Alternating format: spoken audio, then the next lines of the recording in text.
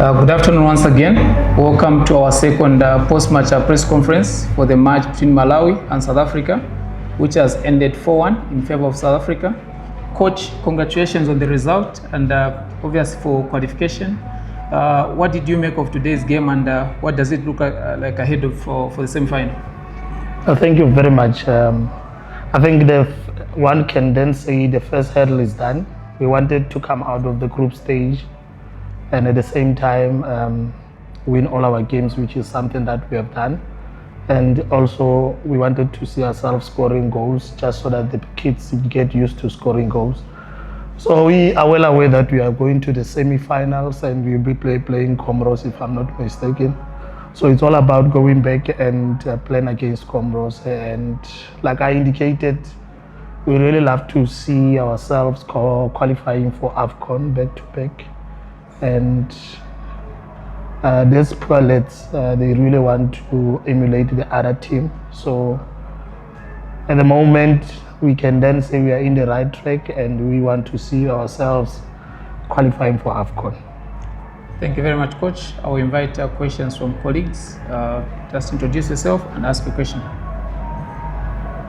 Coach, AP Chaira here, publishing online, and congratulations for your win. Coach, what is the significance of the South African domestic structures, particularly looking at the DTC and other, development teams that are maybe perhaps owned or sponsored by, some of the big clubs like the Orlando Pirates, your Kaizer Chiefs, and your Sundowns in the development nexus of, affording new talent to come to such a tournament and play such, brilliant football? Look, I think it's a good question. I've been saying it even when we started here to say more than anything else, we need to take it, we need to be praising our development coaches in South Africa. Added to that, we need to also acknowledge SAFA as the custodian of football. They've been doing so well. We have leagues that are running. For instance, we have a GDL, Gauteng Development League, which kids are playing week in, week out. We have big clubs, Chiefs being amongst them, Pirates, Sundowns, and the list is endless. Those are big teams that are really contributing a lot towards our national teams performing very well. And coaches getting qualification, the youth coaches, the teachers from schools, helping our kids. If you look at them, they are not really technically challenged. We have a very gifted team, talented team.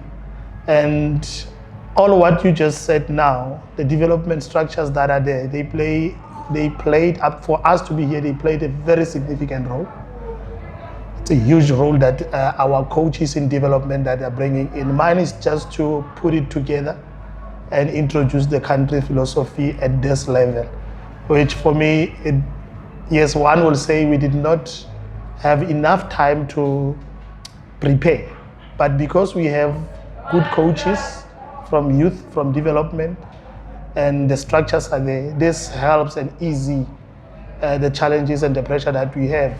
Honestly speaking, we still not playing the way we wanted to play, but you can tell that these kids were taught well. And I still maintain our coaches at development side in South Africa, they have done us very proud, and congratulations must also go to them and the different clubs that are in South Africa along all the provinces. Coach, congratulations.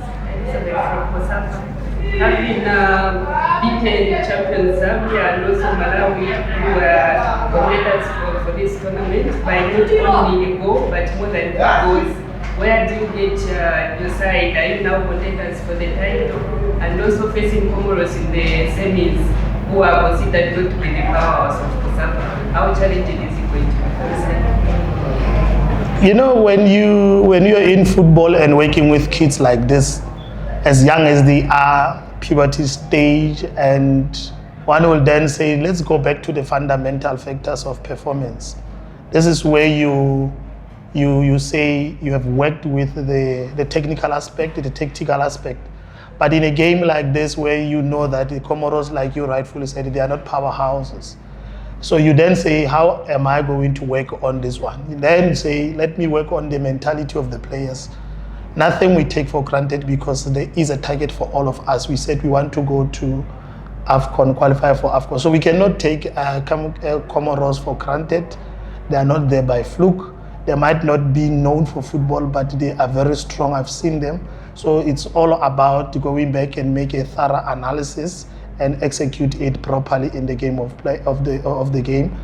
And well, I'm not so sure about going to the finals, but I'm more about qualifying for AFCON and start preparing thoroughly.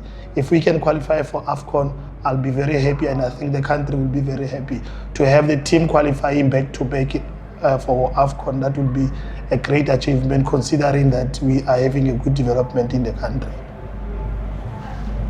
On that note, come to the end of our second post-match press conference. Congratulations, coach, once again. Wish you all the best in the next game, in the semi-finals. No, thank you very much, and I think congratulations also to Malawi. They've given us a good game, but yeah, it was not meant to be. Okay. Thank you very much, coach. Thank you. Thank you.